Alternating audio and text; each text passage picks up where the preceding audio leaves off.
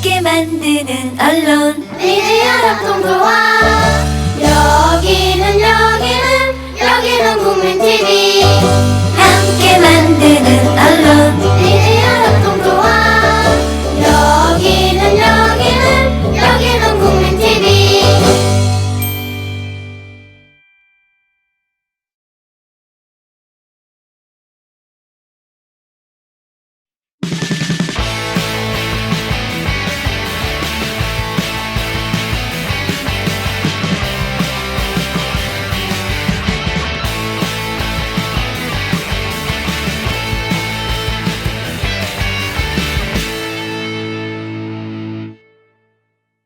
밥 생각나는 양념 소스가 있다. 100% 국내산 재료로 오직 좋은 것만 한 곳에 모은 청양고추로 만든 고농축 프리미엄 소스. 찌개 요리, 볶음 요리 모든 것이 하나로 해결되는 만능 요리사. 주식회사 더밥.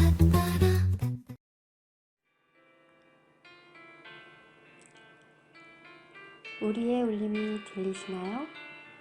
전북지역 협의회 조합원들의 땀과 노력에 조금씩 모습을 갖춰가는 우리들의 공간.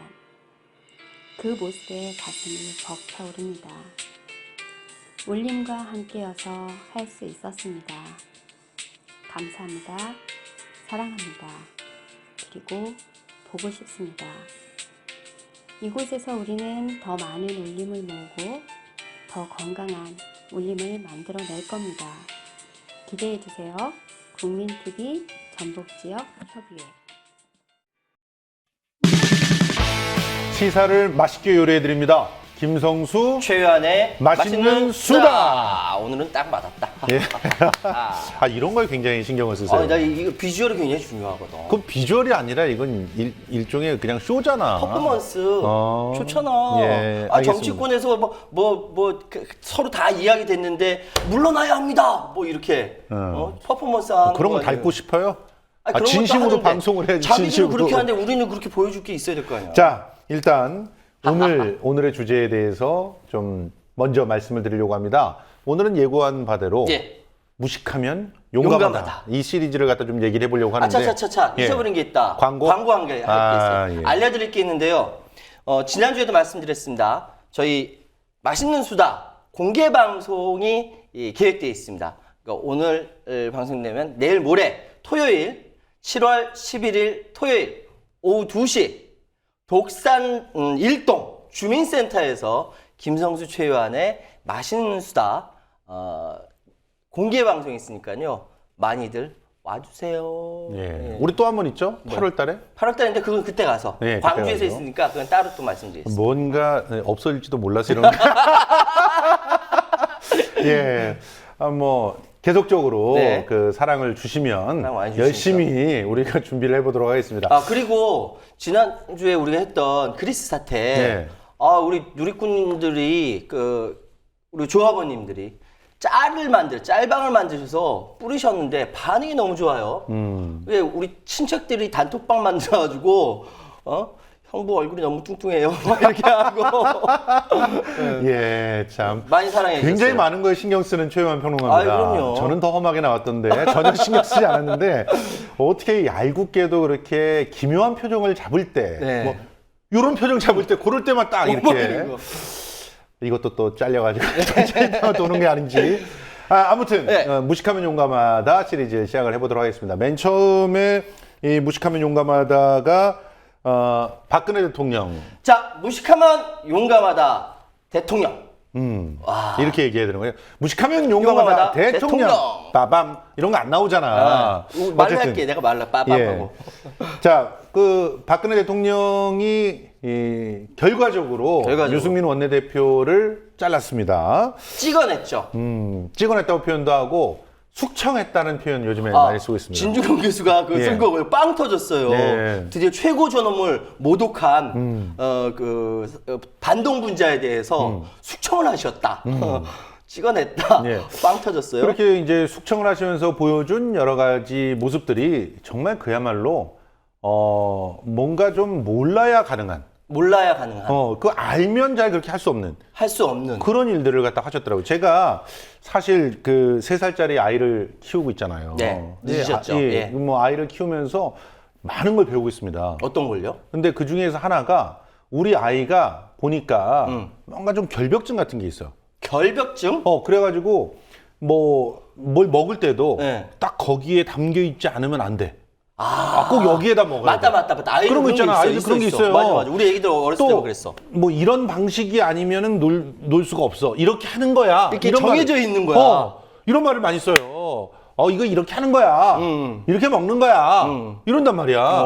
이 3살짜리 수준이야. 그것밖에 모르는구나. 그렇지. 이런 말씀을 대통령께서 하신 거야.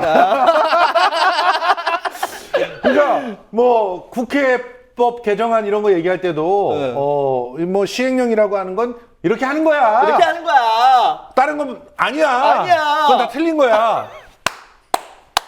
예, 참. 그래서 예전에 그 전유옥 전 의원이 그 말이 옹알이 수준이다 이런 옹알이 얘기를 했던 게 수준이다. 아닌가. 그러니까 이게 안타까움이 있어요, 저는. 해석해 보면은, 그러니까 지금 요즘 그 박근혜 번역기라는 게 나와가지고 그렇죠. 깜짝 놀랐는데요. 말이 나왔는데 주어와 서술어와 목적어와 이 모든 것이 맞지가 않아요. 그냥 한국말이니까 미루어 짐작컨대 이럴 것이다 해서 박근혜 번역기가 나왔죠. 지도자의 말은 천근 같아야 되는데 그렇지 않다. 근데 우리 3살짜리 이 의열이를 보면 예. 주어와 목적어와 서술어가 딱 있어요. 있어요? 우리 의열이는 정확한 문장을 만들어서 얘기를 해요. 자랑하는 거지? 그러니까 아빠 우유 깎아 만들어 주세요. 이렇게 얘기한다니까. 오, 대단한데? 우유 깎아라고 하는 건 우유에 그 뭐, 컴프레스를 타가지고, 부은 건데요. 네. 이런 식으로 정확하게 우리 3살짜리도 30개월이에요. 아직 만 3살이 안 됐어. 안 됐네. 예. 그런데도 주어, 목적어, 심지어는 거기다가 부사나 형용사 이렇게 붙여가면서 서술어까지 딱 이렇게 아빠 우유 깎아 맛있게 만들어주세요. 어. 오, 좋다. 그렇게 한다니까? 어. 그렇게 한다니까? 똑똑하다, 김성수 닮아서. 그거를 얘기를 하기 위해서 잠깐 생각을 해요. 잠깐 생각을 하고 이렇게 맞춰서 얘기해야지. 그렇게 얘기를 한다니까? 이야. 그러니까 근데 우리 대통령께서 하는 말들을 갖다 제가 몇 개를 읽어드리겠습니다. 예. 뭐 너무 잘 알려진 거는 빼고 그 간첩도 그렇고 국민이 대개 신고를 했듯이 우리 국민들 모두가 정부부터 해가지고 안전을 같이 지키자는 그런 의식을 가지고 신고 열심히 하고 이게 무슨 말인지 잘 모르겠어요. 제가 알기로는 뜬금없는 얘기가 나온 것 같아요, 그 얘기가. 그러니까 박근혜 번역기를 갖다 돌려보면은 네. 뭐가 문제냐면 얘기를 A만 해야 돼요. 하나의 그 어떤 그 문장을 주어와 목적어와 서술을 가지고 쭉 얘기를 하다가 갑자기 머릿속에 딴 생각이 떠오르는 딴 생각이 떠오르는 거야. 그럼 그 생각을 붙여요. 붙여. 그러니까 이제 간첩도 그렇고 국민이 간첩도 그렇고 얘기를 했다가 국민이 신고를 한다는 그런 네, 얘기. 또 그거 들은 강조해야 거야. 된다는 네. 생각이 딱 떠오른 거야. 그래서 그 국민이 되게 신고를 했듯이 그랬는데 그 정부도 뭔가 해야 된다는 게 떠오른 거야. 그러니까 정부도 해가지고 그런데 갑자기 안전이란 말이 또 떠오르네. 안전을 같이 지키자는 그런 마음으로 이렇게 되는 거예요. 이런 상황들, 이 머릿속에 떠오르는 것들을 전부 말로 뱉지 않으면 안 되는 이렇게 하는 거야. 이렇게 생각하시는 이 대통령의 용감함 이런 것들이 결과적으로 우리의 언어를 파괴하고 네. 우리의 질서를 파괴하고 있는 그런 모습들이 보여서 유승민 원내대표가 떠나면서 나는 법과 원칙 그리고 정의를 위해서 물러나지 않고 나는 새누리당 의원 입에서 네. 법과 원칙, 정의 이거 말 나오는 거는 박근혜 대통령, 박근혜 뭐 많이 썼으니까 외에는 뭐 별로 없었는데 이렇게 쓴 거예요 진짜. 그리고 더군다나 그 얘기가 나온 바람에 얘기했죠. 대한민국 헌법 1조 1항 대한민국 민주공화국이다. 그래서 그날 저녁에 네이버 검색어 1위 됐잖아요. 사람들이 그렇죠. 막 찾아보는 거야. 사실은 우리가 박근혜 대통령이 왜 이렇게 용감할까라는 걸 분석을 할 때 첫 번째가 이 경험의 폭이 너무 적다는 거예요. 그치. 우리가 좀 과장되게 얘기했지만 3살 정도인 거야. 경험의 폭이. 왜 이런 얘기를 하냐면 사람이 각기 그 나이대에 맞는 경험들을 해야 있어요. 돼요. 맞아요. 그렇죠. 처음에 어렸을 때 자기만 모든 세상의 중심인 줄 알잖아. 그러다가 좌절을 겪게 돼요. 요즘 우리 의열이가 좌절을 겪고 있어요. 어떤 어린이집에 가서 어린이집에 가서 동생이 있어. 어. 시우라고 하는 애가 있는 거야. 어. 근데 우리 그 안사람이 어린이집 선생이기도 하니까 네. 같이 이렇게 데려가서 같은 어린이집에서 이렇게 봐주고 있는데 시우를 안고 있는 거야. 아, 좌절이다. 좌절이지. 좌절이지. 엄마는 나를 안아야 되는데. 그럼 가야지. 나를 위해 봉사를 해야 되는데. 근데 시우를 안고 있는 거야. 이걸 보면서 느끼는 절망감. 절망감. 이런 걸 못 느껴보신 거예요. 그러니까 이런 걸. 어렸을 때 예. 청와대에 들어가서 18년 동안 계속 성장하면서 오로지 자기중심적인 공주님으로 그렇죠. 공주님으로 되고 그리고 그 얘기 있잖아요. 그 퍼스트 레이디를 할 때 예. 자기보다 아버지보다 더 나이 많은 재벌들을 그 할아버지들이죠. 재벌뿐만 아니라 정치인들. 그 정치인도 쫙 해놓고 그 24살짜리 젊은 아가씨가 일장 훈계를 했다라는. 예. 그러니까 효도하셔야 됩니다. 그렇지. 이렇게 얘기했대. 그때 새마음 운동. 예. 새마음 효도를. 세상에. 세상에. 24살짜리가 나이 60 먹은 사람한테 효도하셔야 돼.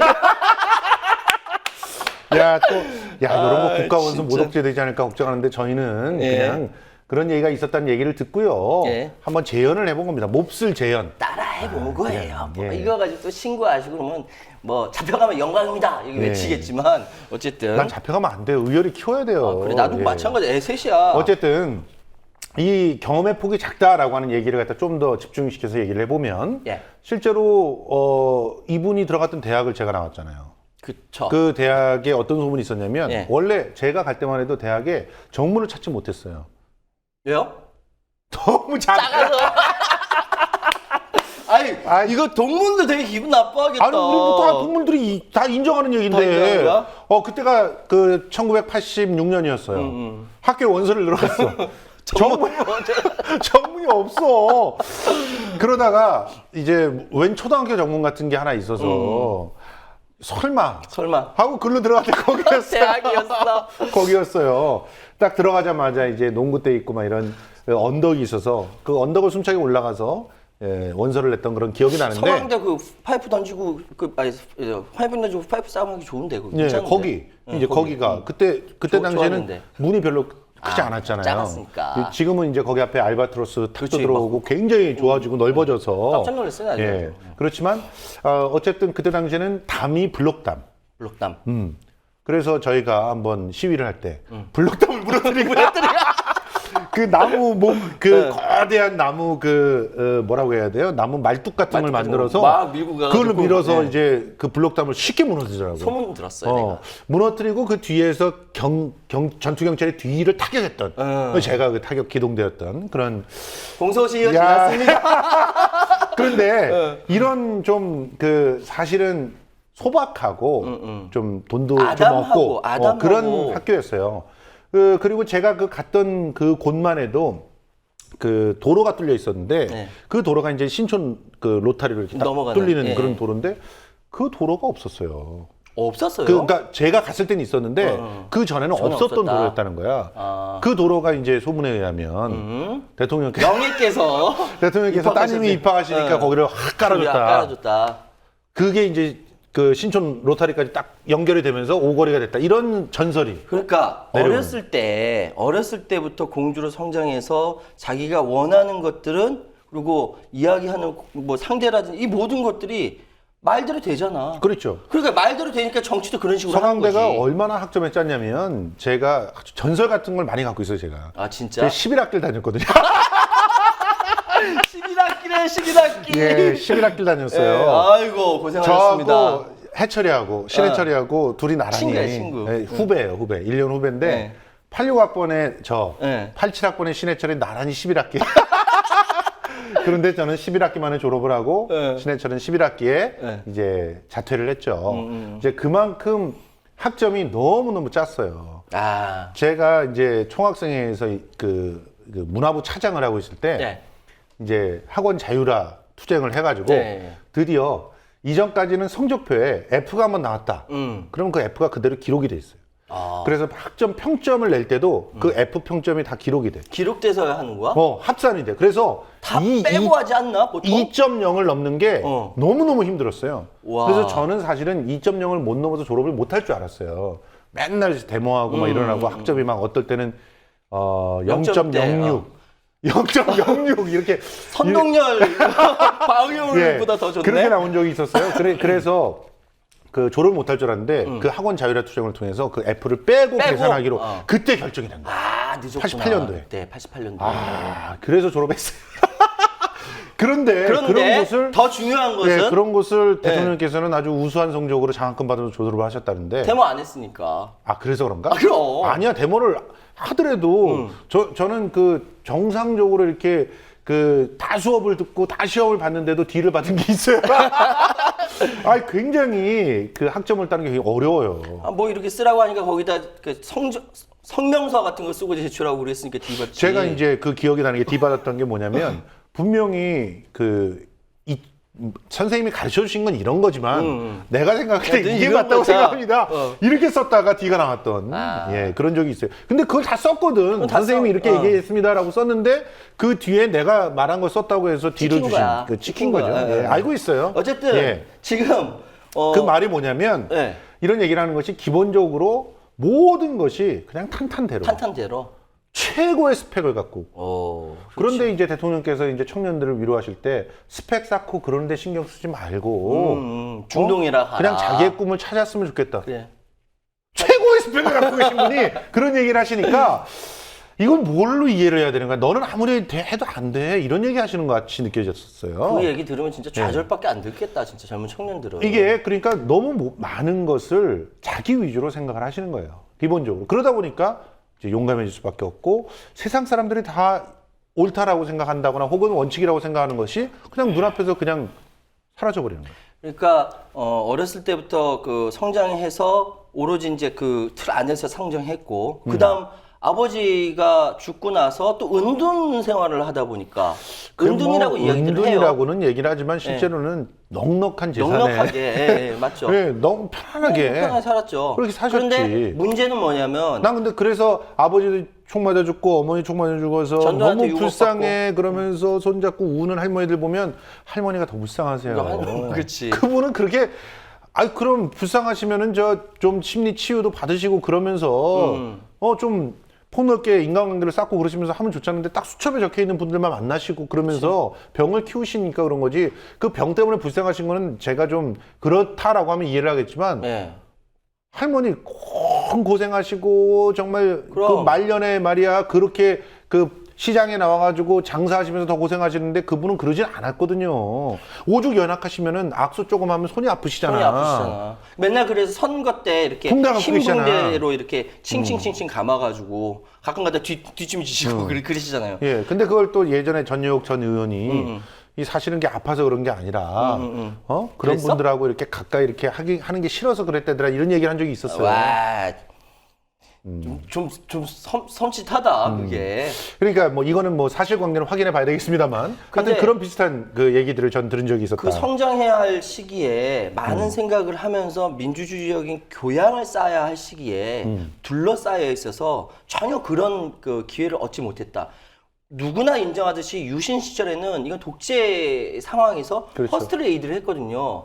유신 부역자예요. 정확히 얘기하면 우리 대한민국의 현재 대통령은요. 그렇다면 민주주의 소용을 쌓지 못했으니까 그것이 수십 년 지나서 2015년에 그대로 나타나는 거. 그렇죠. 삼권 분립에 대해서 이해를 하지 못한다는 거. 그렇죠. 그렇지 않습니까? 예. 상권 분립을 이해하신다면은 갑자기 그 거부권을 행사를 하면서 배신의 정치를 한 사람을 떨어뜨려 주십시오 이런 얘기를 할 수가 없는 거죠. 그렇죠. 맞죠. 예.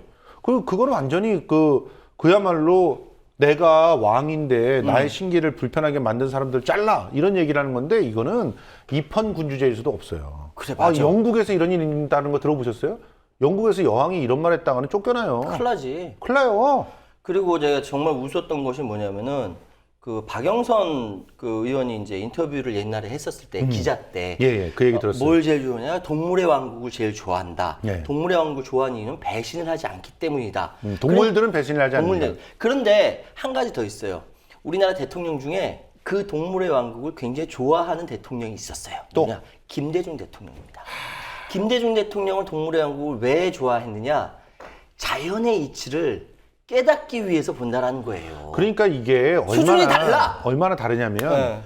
여러분들 혹시 제가 사랑하는 그 프로그램이 무한도전하고 러닝맨이라는 프로그램이 있어요. 그래서 예. 토요일은 무한도전을 보고 일요일은 러닝맨을 보는데 거기서 보면은 뭐 예를 들어서 하하 같은 인간이나 예전에 그 누구예요? 노홍철 노홍철. 같은 인간들이 사기를 치고 배신하면서 그쵸. 막 아수라장이 벌어질 그럼. 때 자막이 올라와요. 동물의 왕국 이렇게 그게 동물의 올라와. 왕국. 러닝맨에서 봤어. 러닝맨에서 막 갯벌에서 막 난리를 치고 있을 때 그런 난장판을 동물의 왕국 이렇게 올라온다고. 기본적으로 동물들은 먹고 살기 위해서 배신 밥 먹듯이 해요. 그치.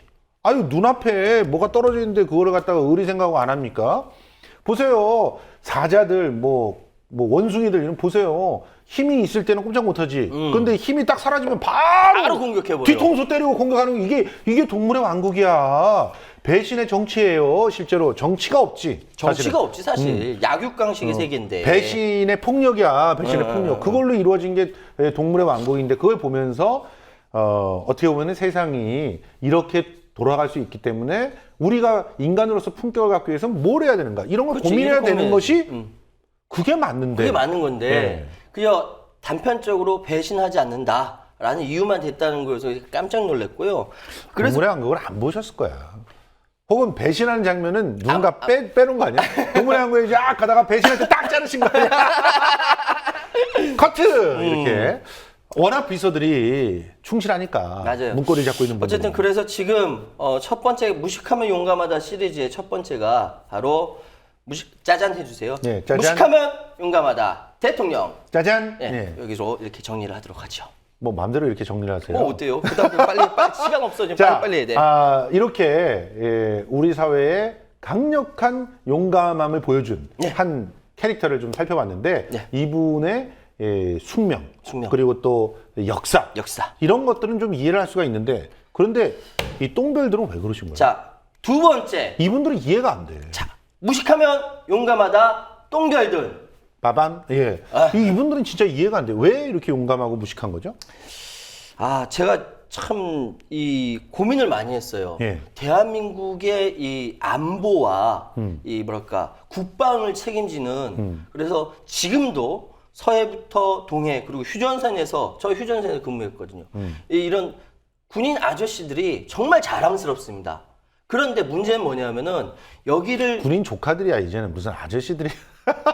군인 조카들 지금 군인들이 20살, 21살인데 대기 지금 40 후반에서 지금 군인 아저씨들이라네. 이제 조금 있다가 이제 아들들이 되겠지만 그러니까. 네. 예. 굉장히 자랑스럽고 정말 대안의 권하로서 열심히 자기 맡은 바 열심히 일하는 것에 대해서 박수를 보내드립니다. 예. 그런데 거기에서 뭐랄까 지휘를 하고 있는 소위 장군 스타 이거 하는 거 굉장히 어렵잖아요. 엄청나죠. 엄청나죠. 예. 정말로. 그런데 그 사람들이 과연 자격 요건이 있는가? 아. 이 부분에 대해서 정말 근본적으로 회의감이 듭니다. 왜? 요즘 나오는 방산비리 보세요. 그렇죠. 이게 별 몇 개 달고 나와가지고 그럼 방산업체 취직을 하는 거예요. 예. 그래서 예전에 가지고 있던 영향력 가지고 로비를 하는 거야. 로비를 하는 거야. 이게 정관예우지. 이게 뭐야 도대체? 실제로 정관예우예요, 이게.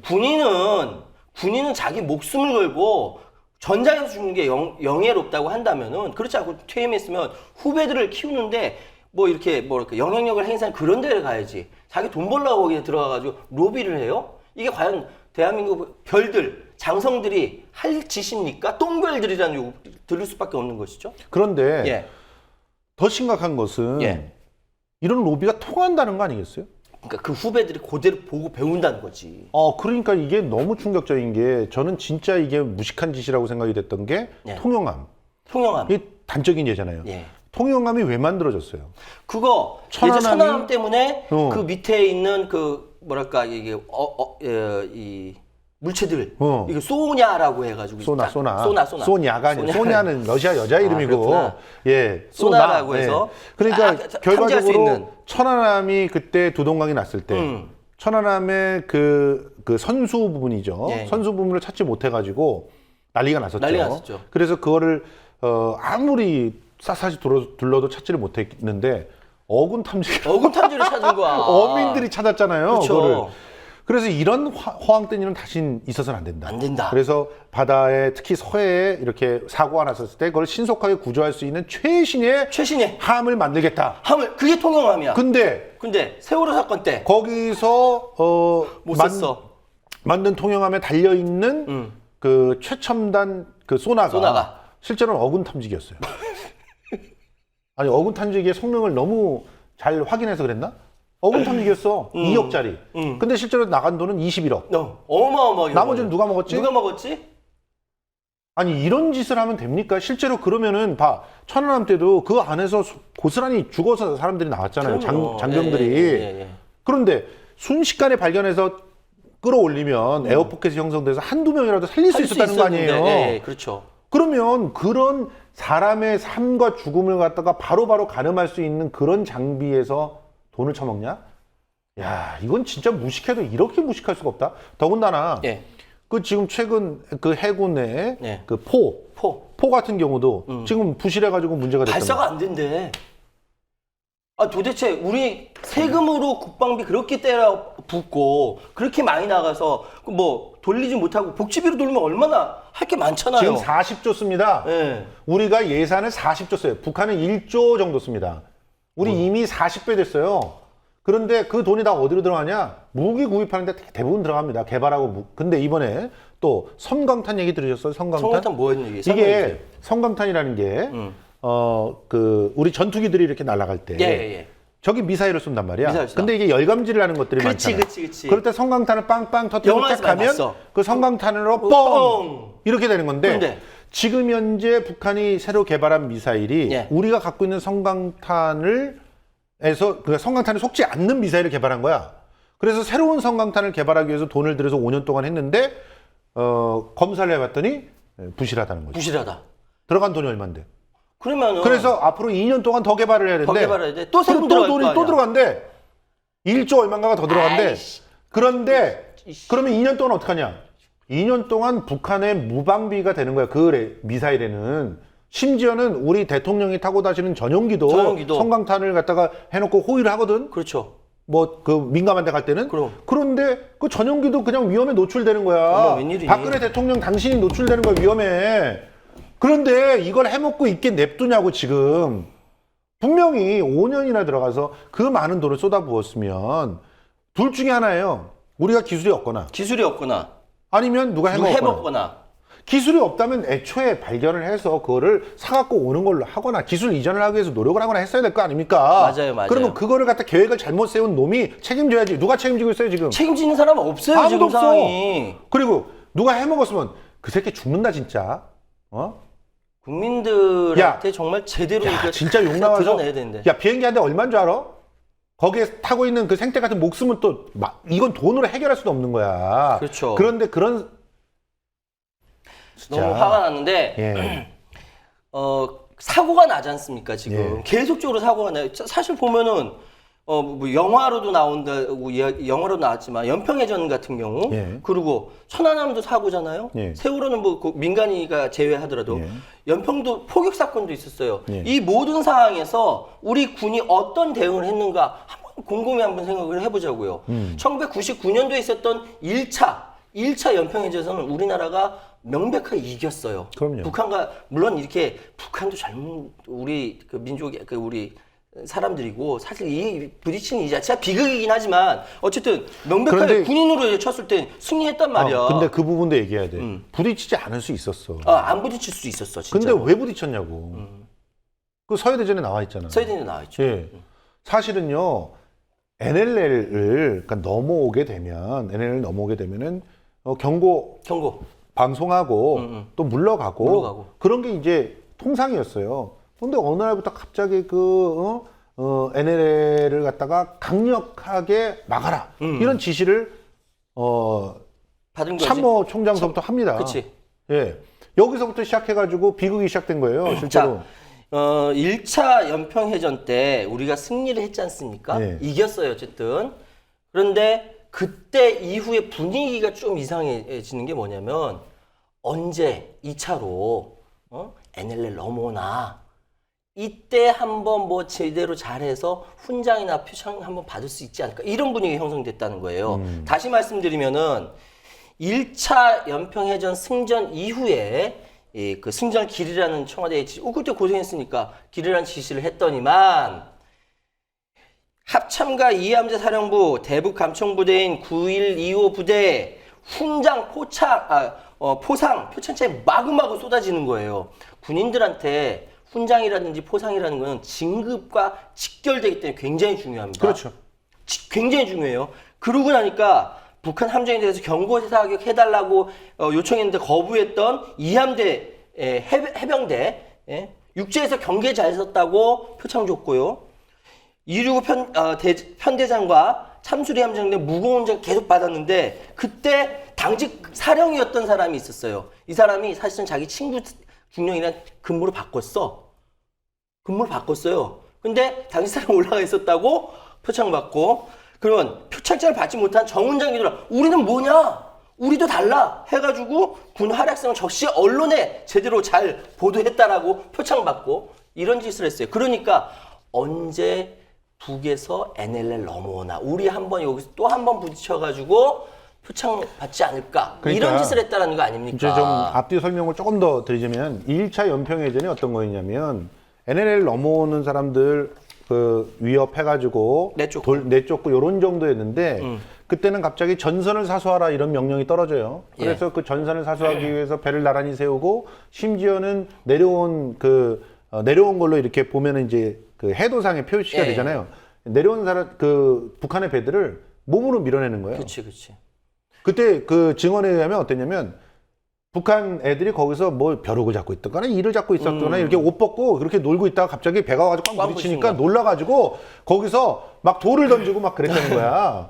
그런 정도로 그 북한은 이 준비가 안 돼 있었던 상태예요. 그렇게 준비가 안 된 상태에서 패퇴시킨 거죠. 왜냐하면 부딪히면서 저쪽 배는 작으니까 그 배가 작아요. 그때 부딪혔던 건 작은가 보죠. 작은 배예요. 그래서 부딪히니까 그 부딪힌 배들이 이제 파손이 되고 그래서 도망가고 이런 식으로 벌어지니까 결과적으로는 1차 연평해전에서는 패퇴를 시킬 수 있었는데 이런 수모를 당하고 난 다음에 북한에서 이를 갈았죠. 이를 가는 거지. 그런데 남한에서는 연평해전으로 쏠쏠하게 재미 본 사람들이 기회를 노리고 있었던 거야. 또 표창 받으려고, 또 승진 받으려고. 근데 그때 내려왔던 배가 300톤급 그 경비함이었어요. 북한에서 내려온 거. 우리는 150톤급 고속정이었고. 근데 무식하게 가서 또 들이받네. 들이받더라도 작전은 뒤에다가 들이받아야 되는데 옆에서 들이받고 그런데 좀 원래는 이렇게 좀 거리를 3-4km 떨어뜨려야 이게 있거든요. 3-4km 떨어뜨려야 우리의 포가 제대로 맞거든요. 근데 부딪힌다고 간 거야. 그랬더니 다 한 거야. 가까이 가면은 300톤급의 그 경비정에 달려있는 포들은 근거리 사격 위주거든요. 그렇죠. 그러면 그냥 바로 타격이 되는 거예요. 이때 책임질 사람들이요. 이남신 합참의장, 이상희 작전본부장, 이함재 상황실에 전달한 해군 Y제독이라고 표현했는데 이름이 모르겠어요. 어쨌든 지금 이 사람들 지금 뭐 하고 있습니까? 이거 책임졌습니까? 책임 안 지고 이제 와가지고 제2연평해전 승전했다라고 이따위 짓을 하고 있는 거예요. 말이 됩니까? 오로지 거기에서 군인 아저씨들 죽은 거 그것만 아깝지 상황 보면은. 근데 그분들은 전사자라고 대접도 못 받는다며? 그렇다고 그러더라고. 아니 승전했었다며. 그럼 전쟁을 했다는 거 아니에요? 그럼 전사자지. 근데 왜 대접은 전사자로 또 안 하냐? 나는 이런 거 이해가 진짜 안 돼. 얼마나 무식한 짓들을 이렇게 하고 있는 거지. 그러니까 무식하면 용감하다는 거지 진짜. 이게 이 나라 근본적인 나라의 안보 국방 여기에 대해서 이해가 없는 거예요. 육군들끼리 뭐 머리에 짬해가지고 뭐 이렇게 다 요직 헤쳐먹고 있다며. 그래서 문제인 거라는 거예요. 지금 상황이. 자, 기본적으로 국방수뇌부가 무능했고, 그리고 잘못된 어떤 명령들이 내려갔을 때 그걸 걸러줄 수 있는 전문가들이 없었고, 혹은 그 전문가들이 지금 유승민 대표 축청당하듯이 찍혀가지고 막 욕먹고 뭐 손발이 묶여 있었고, 이런 상태에서 애꿎은 현장에서 생태 같은 젊은이들 죽는 그런 일들이 벌어졌고, 그 이후에 남북 간의 긴장 관계가 조성이 됐는데, 그런데 제가 알기로는 그 2차 연평해전 때 이런 일이 벌어지고 나서 사실은 이거는 북내에서 돌발적으로 일어난 일이거든. 뭐 얘네들이 한번 수모를 당한 다음에 한번 두고 보자 이랬던 것들이 북수뇌부가 아니잖아요. 그렇죠. 밑에 돌발. 그래서 북한의 수뇌부들은요, 이 사건 딱 벌어지고 나서 이 책임자들 다 저기 지휘 조치하고 그리고 사과했어요. 그게 분명히 그 이번에 그 김대중 평화센터에서 나온 성명서에 나와 있지 않습니까? 나왔어요. 예. 엉뚱한 거 갖고 그러니까 영화 만들고 그러지 마세요. 좀 사실관계를 확인하고 만드셔야지. 뭐 마치 영화에서 보면은 김대중 대통령은 뭐 그 축구만 보러 다니고 뭐 전혀 안 했다는 이런 식으로 이제 그렸는데 그렇지 않아요. 그렇지 않아요. 실제로 그때 당시에 국무총리부터 시작해가지고 다 연결식 다 참석했고 지금 현재 사실은 안보 하는 사람들보다 훨씬 더 대접을 해줬고 그리고 북으로부터 잘못했다는 사과까지도 받아냈던 그런 정권이에요. 근데 우리는 연평도 포격하고 난 다음에 사과 받았습니까? 아니죠. 이명박이? 그 연평도를 포격했을 때도 너무 황당한 것이 연평도 사건 당시에도 이미 경고가 있었음에도 불구하고 함포와 전투기 알고 있었어요. 경고가 있었는데도 불구하고 함포와 전투기 준비 안 했고요. 더군다나 연평도 인근에 있던 F-15K 이 전투기가 공대지 사격이 가능한지 아는 사람도 없고 청와대 벙커에 아는 사람이 한 사람도 없었다는 거야. 그 청와대 벙커에 군 출신이 2명인가 1명밖에 없었잖아. 현역 군인이 아무도 없었고 군 출신도 없었고 다 면제였던 거야. 다 면제 1명인가 그 저 국방부 장관인가만 군 출신이었던 거야. 그리고 F-15K 이 그 전투기 사격이 미국과 협의해야 되는 사항인지 아니면 한국군 독자적으로 결심이 가능한지도 합참조차 몰랐다는 거예요. 왜? 합참이 작전교리 한번 짜보지 않은 사람들이 그 자리에 있었거든. 어머. 아니 어떻게 작전 계획을 짜지도 않은 사람이 어떻게 합참이 될 수가 있지? 아니 그러니까 답답한 거지. 수첩에만 적히면 되는 거구나. 이때 당시는 이명박 시절인데? 그렇다 하더라도 이 육군은 그렇게 그러니까 소망교회만 다니면 됐던 거야. 그렇게 연결돼 있나 봐. 그러니까 소망교회를 다녔어야 되는 거예요. 그래야 합참의장이 되고 그런 거였었어. 그러니 현장 경험 풍부하고 후배들 아끼고 선배들 받들고 그리고 장병들 아끼는 전문성 있는 직업군인들은 승진하지 못하고 떨어지고 오로지 권력 있는 사람 옆에 가서 소망교회 다니고 비비고 뭐 아래에다가 막 갈구고 이런 사람만 승진하는 역사가 바로 육사 출신들을 그렇게 만드는 거 아니야. 기본적으로 우리 그 인사는 정말 많은 문제가 있습니다. 사실 그거는요 참여정부 때도 크게 다르진 않아요. 그렇지만 최소한 제대로 된 인사가 진행될 수 있는 시스템들을 만들려고 노력한 그런 면들은 참여정부나 국민의 정부에 평가를 해볼 수가 있는데 그런 노력들이 이명박 정부에 들어오면서 또다시 완전히 무너졌다는 거. 그러면서 지금까지 오면서 와 이거는 진짜 말도 안 된다. 역사상 진짜. 이렇게 많은 낙하산이 없다는 평가를 받을 만큼 사방에 낙하산들이 그냥 쏟아지고 있는 무슨 공수군단 그냥 특별 그 무슨 훈련하듯이 그냥 낙하산들이 떨어지고 있는 거예요. 그러니까 제가 이거 자료 조사하면 너무 황당한 것이 야 이렇게 무식해도 되나 이렇게 무식하니까 용감하구나라는 생각이 든 거예요 상황이. 그래서 어쨌든 대한민국에서 그래도 안보와 국방을 책임지는 군인 정신을 가진 사람들이 책임을 지고 승진하는 구조화가 돼 있어야 되는데 지금은 안 돼 있다. 아무것도 안 돼 있다. 바꿔야 한다. 그래서 두 번째 주제가 바로 무식하면 용감하다 똥별들이었습니다. 그러니까 뭐 그 우리가 얘기하려고 하는 건 그겁니다. 뭐 장군들이 전부 다 무식하다 뭐 이런 게 아니고요. 아니죠. 실제로 무엇을 가치로 두게끔 만드느냐 이 정부가 그게 문제라는 거죠. 사실은 누구든지 승진하고 싶어 합니다. 그리고 승진을 하지 않으면 옷을 벗어야 되기 때문에 군인들에게 있어서 승진은 목숨과도 같은 거죠. 예를 들어서 옷을 벗고 난 다음에도 뭔가 할 일들이 있게끔 어떤 시스템이 만들어져 있거나 지금처럼 연금으로 모든 걸 해결하려고 하는 것이 아니라 실제로 일을 할 수 있는 어떤 것들이 있거나 뭐 미국 같은 경우는 그렇죠. 미국 같은 경우는 실제로 뭐 그 일정한 기간 동안에 군 복무 생활을 하면 그거를 갖다 그 경험으로 인정을 해서 기업에서 받아줍니다. 기업에서 받아주는 그런 제도들이 잘 돼 있어요. 그리고 또 그 승진을 갖다가 할 때 있어서 철저한 그런 다면 평가, 그런 다면 평가를 군 내에서만 하면 안 된다고 봐요. 자료들을 가지고 민간인들도 같이 평가할 수 있어야 된다고 봐요. 그렇게 평가를 하면서 일정한 전문성을 갖고 있는 사람들이 승진할 수 있는 그런 시스템을 만들어 놓지 않으면 지금처럼 위에서 시키는 대로 일 잘 처리하는 사람이 올라가고 그렇지. 뭐 그 밖에 나가서 압력 넣는 그런 어떤 별 출신의 정치인이라든가 뭐 별 출신의 누군가가 맞아. 뭐 로비한다고 해서 뭐 들어주는 사람만 올라가고 그렇지. 이런 일들이 없어져서 진짜 군대가 좀 투명이지 않겠습니까? 언제까지 우리 애들 빵꾸 나는 양말에 너덜너덜해지는 그런 수십 년 된 수통. 아이고, 물 진짜. 새는 그런 전투화 이런 거 신기고 싶어요? 예? 물 새는 그런 가방 이런 거 메고 가게 하고 싶습니까? 이게 언제적 군대입니까? 그러니까 내가 이런 방산비를 잡기 위해서는요, 진짜 투명한 시스템에 의해서 인사가 진행될 수 있게 하는 것이 굉장히 중요합니다. 맞아요. 그러니까 저도 군대를 갔다 왔고요. 대한민국의 건강한 사람들 다 이렇게 남자들 군대 갔다 오는데 그때 가서 수통을 보니까 그 월남전 때 썼던 거라고 얘기하더라고요. 그러니까 몇십 년 됐던 거죠. 지금도 뭐 바꾼다고 했으니까 김관진 의원이 그때 역할을 해서 바꾼다고 했으니까 바뀌어졌겠죠. 근데 그것만 있냐고요. 그런 물자라든지 뿐만 아니라 지금까지 잘못 내려온 관행들, 시스템들 이런 것들이 이제는 21세기는 여기 맞도록 바뀌어져야 되지 않겠습니까?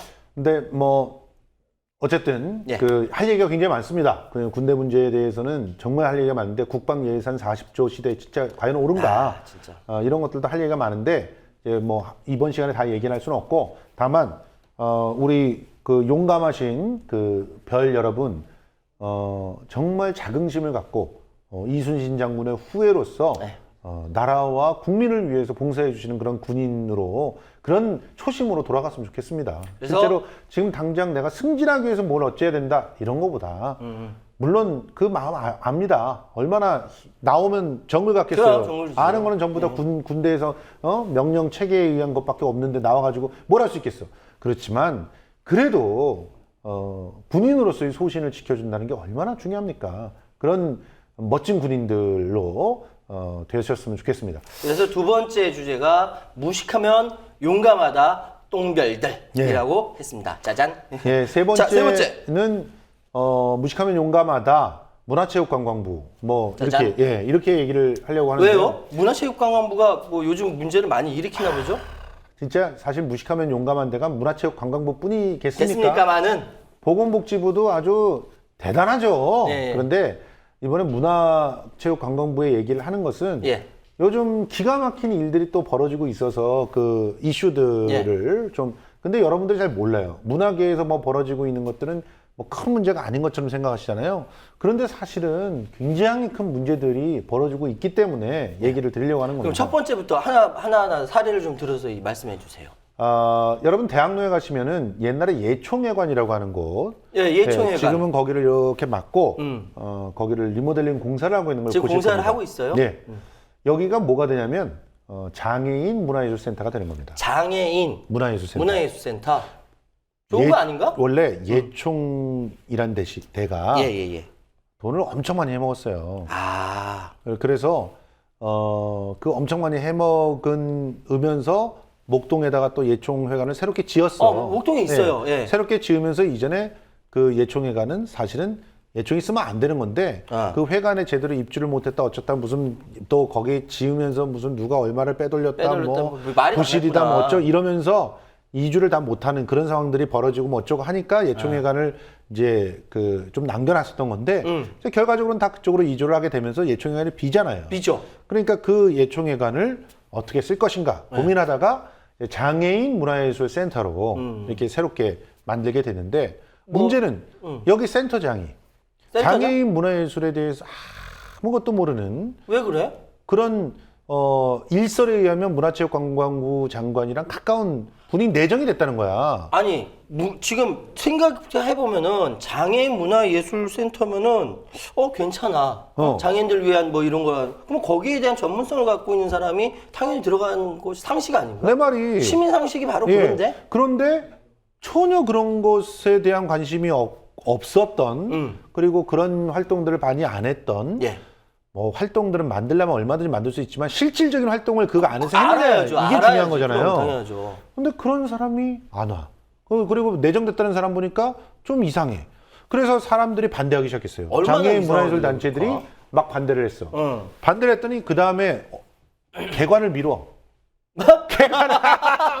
반대라니까 개관을 밀어? 개관을 밀어. 그래서 야, 이미 창조적이다. 거기에 이제 대관을 했던 사람들이 있어요. 네. 4월 달에 원래 개관을 하기로 했거든. 행사하려고. 그러니까 4월 달서부터 거기서 공연을 하겠다 이런 사람들이 있는데 다 줄줄이 딴 데로 가야 되네. 어머. 이런 상태에서 최근에 또 무슨 일이 벌어졌냐면 예. 위탁 운영을 시키겠다는 거야, 여기를. 이해가 문화재단에. 그러니까 아. 여기를 센터장을 딱 놓고 일종의 그 어떤 직영의 형태로 문화예술위원회에서 하는 게 아니라 예.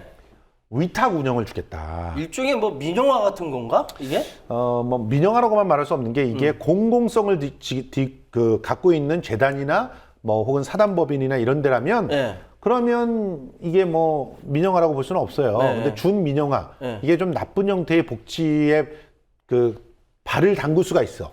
그렇지만 예를 들어서 이 문화재단을 삼성문화재단 이런 데 위탁 경영 주면 이건 완전 민영화죠. 그럼 당연하지. 사실 민영화지. 그럼. 거기가 공공이라고 생각하는 사람 얼마나 있어. 없지. 그런데 이제 그 예를 들어서 지금 현재 그 한국문화예술위원회가 예.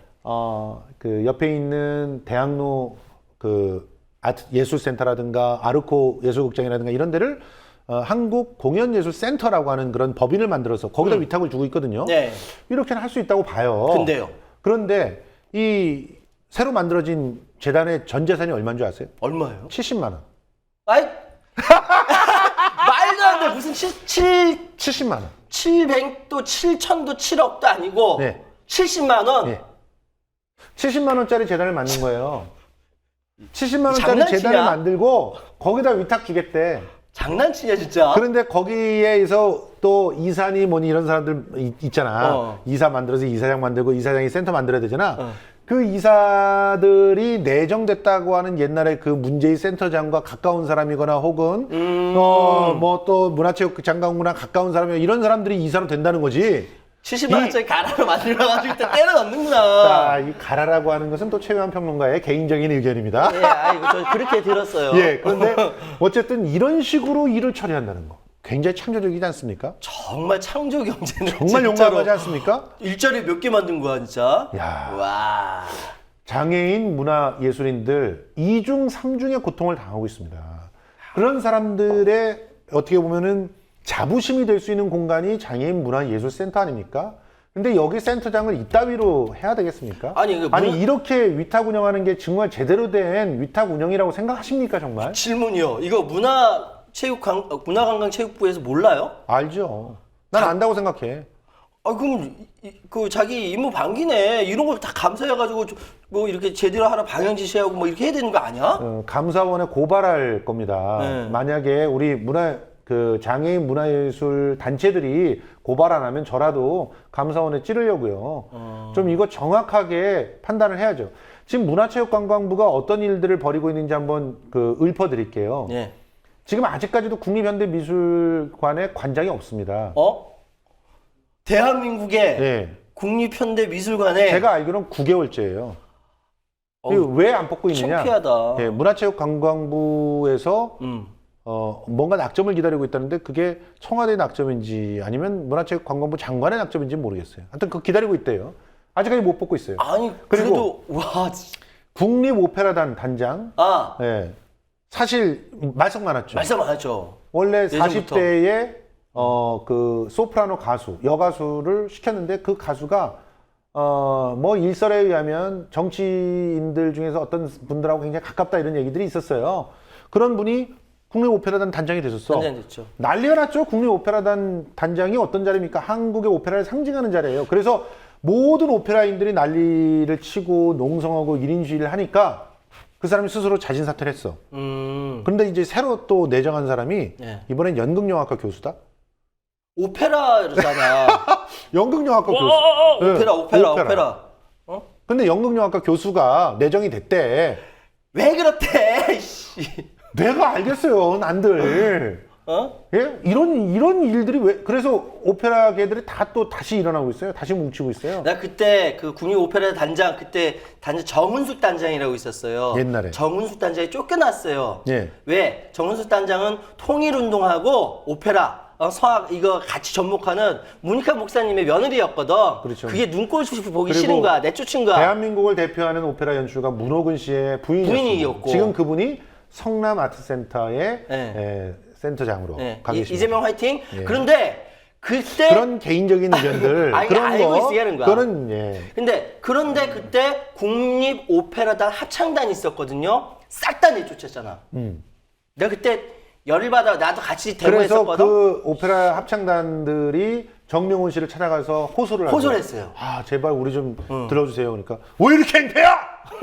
예, 이게 정명훈 씨의 네. 인성입니다. 인성입니다. 예, 그런데 안타깝게도 아, 서울시에서는 또 다시 그걸 재계약하려고 하고 있는 것 같은데 그러지 아무튼 마세요. 두고 봐야 될 것 같고요. 그리고 또 이제 황당한 문화 세 번째. 체육관광부의 인선. 인선. 문화예술위원회라고 하는 건 민간 문화예술위원들의 이 모아서 만든 민간 기구입니다. 그렇죠. 여기는 예. 최소한 15년 이상씩들은 예. 문화예술계에서 다 공력을 쌓은 분들이 전문가들이. 이제 어떻게 보면 맨 마지막으로 가는 우리 옛날에 있었던 예술원 위원 같은 그런 뭐 위치예요. 원로급. 원로급에 탁 이렇게 있어가지고 거기에 대해서 조언도 하시고 이렇게 뭐 방향도 가르쳐 주시고 거기에 뭐 이런. 제가 존경하는 교수님이 갔어요. 박명준 교수님이라고 제가 그분 책으로도 공부를 많이 했고. 예. 근데 이분은 신박과 교수다? 그런데 이 사람이 어. 문화예술위원장이야. 그런데 신박과 교수야. 그럼 그리고 실제로 활동을 했던 건 대부분 미디어 비판이야. 그런데 뭐. 문화예술위원회 위원장이 됐어. 아. 그런데 이분이 어지러워. 지금 현재 문화체육관광부 장관이신 분의 논문 지도 교수야. 에라이 짬짬이 다 헤쳐먹고 있구나. 이거 되겠습니까? 이거? 말이 안 된다, 진짜. 이거 되겠습니까? 솔직히 말해요. 내가 네. 이 문화체육관광부 장관의 논문 지도 교수였어. 그럼 그래. 나한테 문화예술위원장 와 이거 하면 안 내가 되지. 자네의 앞길 막는 것 같네. 그럼 하지 말아야지. 그럼 당연하지. 저 박명순 교수님 그 책도 굉장히 좋아하고 정말 존경했는데 실망이에요. 이게 뭐야? 나이 드셔갖고 이러시면 안 되죠. 아, 후학들이 어떻게 생각하겠어요? 그 교수님 책 가지고 공부하고 꿈을 키웠다. 그래서 이렇게 훌륭한 김성수 평론가 같은 사람 나왔는데 그 후학들이 얼마나 실망하겠어. 이거 창피하다. 자, 말년에. 문화체육관광부가 하는 그 헛발질과 닭짓이 이 정도가 아닙니다. 지금 저소득층에게 예. 이번에 추경 예산 22조 책정된 거 중에서 예. 305억 원 빼가지고 예. 공짜표 뿌리겠대요. 공짜표 뿌리면요 생태계 파괴돼요. 그것도 300억 원이나 동시에 뿌려봐요. 이게 어떻게 되겠나. 아니 왜? 어쩜 이렇게 무식해? 왜 진짜 그래서 무식하면 용감하구나. 저 있잖아요. 예. 저가 아니더라도 좀 대학로에서 현장에서 좀 기획 좀 하고 이런 사람들 중에서 박근혜 캠프에 있던 사람들 말고 좀 공정한 그런 중립지대에 있는 사람들의 얘기를 좀 들어보세요. 지금 있지 305억 원은 풀면 누가 혜택을 볼 것 같아? 박근혜 캠프에서 예전에 문화 담당했던 박명성 대표 지금 유린타운이라는 뮤지컬 하고 있다? 그거 굉장히 보고 싶어 해 사람들이. 특히 저소득층 같은 경우는 그런 대극장 뮤지컬 얼마나 보고 싶어 하겠어. 그렇겠죠. 비싸잖아 거기. 비싸니까 공짜로 보고 싶어 할 거 아니야. 그럼. 그런 데로 다 간다고 돈이. 조금 있으면 또 그쪽으로 다 가는구나. 명성황후 하잖아. 그쪽으로 다 가고 나머지는 뭐야? 나머지는 다 그리고 말라. 대학로 내에서 스타들 나오는 영화계 스타나 탤런트들이나 이런 사람들이 나오는 상업 연극들 이쪽으로 다 간다고. 그럼 예술 있고 실험적이고 젊고 그걸로 왜 패기 가냐? 넘치는 여기는 다 말라 죽는 거네. 말라 죽죠. 305억 원은 사실은 상업 연극과 상업 뮤지컬 하는데 준다고 얘기해라. 솔직히. 이게 뭐냐? 저소득층 끼워가지고. 저소득층은 또 그거 인정받으려고 서류 만들어가지고 동사무소 제출하거나 인터넷 제출해서 에이씨. 가난 인증서 받아가지고 그래갖고 그래 유린타운하고 명성하고 보면 꽤나 좋겠다. 좀 이따위로 살지 맙시다. 이런 무식한 정책들을 정책이라고 하면서 대문짝만하게 또 언론에 좀 알리지 않고 하면 또 몰라. 언론에 또 팍 보도자료 막 뿌리고. 네. 그러면 아는 저 같은 사람이 보면요 화나요. 창피하지도 않은가 보다. 그런 걸 어디다 써야 되겠어요. 지금 메르스 사태 때문에 망하고 있는 그치. 젊은 예술인들한테 써야죠. 사실은 명성황후든 유린타운이든 그런 대규모 1등 상품들은 다들 보러 갑니다. 그리고 기업들에서 기업들만 조금 찔러봐. 기업들만 솔직히 말해서 문화체육관광부장 장관직을 걸고 기재부랑 한판 뛰어가지고 그래가지고 그 세금들 대기업에서 저 저소득층에게 공연 보여주고 하는 거 전부 세금 면제해 주자고 해봐 좀. 그러면 문제 깨끗이 해결돼. 그렇지, 그렇지. 대기업에서. 그냥 저소득층 껴안고 그냥 공연 보여주려고 할 거야. 당신네들이 쓰는 돈들은 기초, 논밭을 갖다 가는 모판을 만드는 그런 데 써야 돼요. 야, 비유 좋다.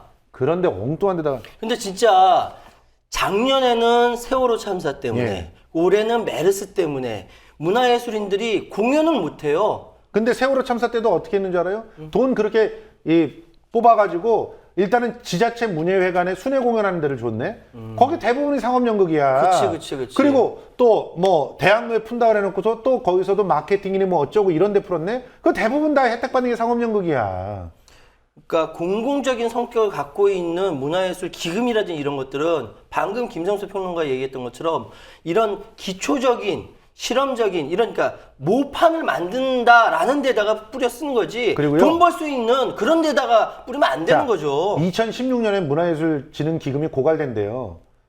이게 참 그 500억이 넘게 있었는데 참 어디로 간 거야? 알뜰하게 이명박 정권과 우리가 정말 열심히 우리 피 같은 그 10,000원짜리 티켓 받아고 그 영화- 거기서 뭐 1,000원씩 뭐 600원씩 이렇게 모아가지고 네. 500억 600억 만들어놨더니 이명박 정권하고 박근혜 정권 가면서 홀랑 다 털어먹냐 그걸? 2016년에 다 없어진대. 고갈된대요. 그러면 그거 어떻게 채울 거예요? 어떻게 채울지 국민한테 아이디어 잖아요. 아이디어 뻔해요. 자, 이제부터 300석 이상이 되는 모든 공연장에서 문화진흥기금 다시 거두면 돼. 아니 그걸 왜 못 걷냐? 대형 뮤지컬 제작사 그다음에 상업연극 하는 데들 그 눈치 보느라고 못 걷어? 거기를 눈치를 보고 있구나. 아이고. 300석 이상 되는 데에서 문화진흥기금 걷어요. 그러면 금방 모여 다시. 참 답답합니다. 제발 이런 무식하니까 용감한 짓들 그만하시고요. 잘 모르는 국민들 호도하는 그런 얘기들 좀 그만합시다. 그래요. 이제는 정말 국민들의 입장에서 생각하는 그런 사람들이 좀 그런 입장에서 공무원들이 좀 생각을 해주고 그랬으면 좋겠습니다. 역사를 호도하는 그따위 영화 만들지 말고 아이 진짜 짜증난다. 예. 어쨌든 오늘 무식하면 용감하다 시리즈 우리 무식해서 그런지 몰라도 용감하게 얘기했어요. 네, 근데 중간에 혹시라도 저희들이 표현하다가 좀 과장되게 표현된 거 있으면 뭐 예를 들어서 소망교회 가야 인사가 되는 소망교회 교인들께는 죄송합니다. 죄송합니다. 네, 예. 그리고 우리가 웃자고 한 농담이었지 죽자고 한 얘기는 아니었으니까 이것도 죽자고 우리 명예훼손하고 그러지 마세요. 네. 네. 저희들은 다음 주에도 여러분들께 재미난 그런 시사 이슈에 대한 좀 분석들 갖고 찾아오도록 하겠습니다. 다시 한번 말씀드릴게요. 7월 11일 토요일 오후 2시 독산 1동 주민센터에서 우리 맛있는 수다 공개 방송이 개최되니까요. 여러분 저희 보러 오세요. 예. 맛있게 요리해 드릴게요. 그러면 토요일 날도 뵙고 예. 그리고 다음 주에도 뵙도록 하겠습니다. 고맙습니다. 고맙습니다.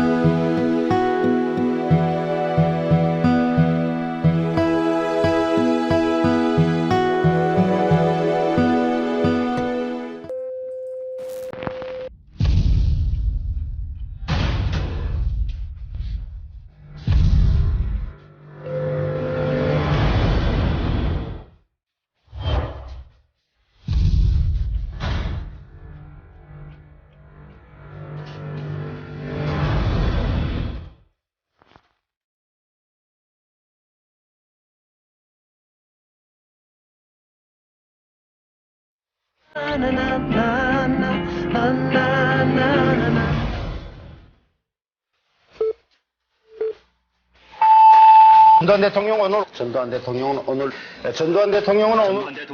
민정당 창당 기념 박근혜 대통령이 오늘 네덜란드로 떠났습니다.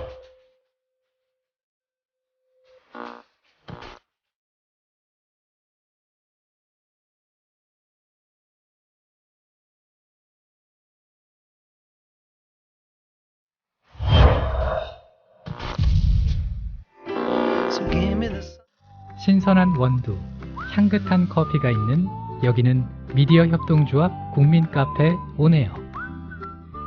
국민 모두 함께하는 공간, 국민TV 그리고 국민카페. 달콤한 커피에 사랑과 정성을 듬뿍 담아드립니다. 향기로운 커피가 있는 곳, 자유롭게 책도 볼 수 있고 사람 향기도 느낄 수 있는 넓은 문화 공간,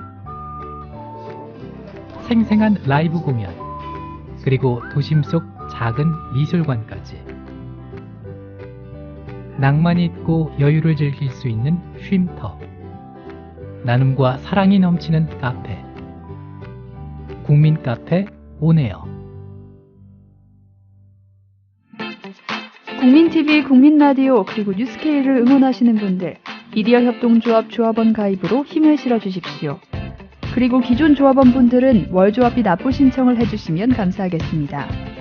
조합원 가입과 월조합비 납부 신청 문의는 홈페이지 국민.tv 또는 서울전화 3144-7737로 연락주시면 됩니다.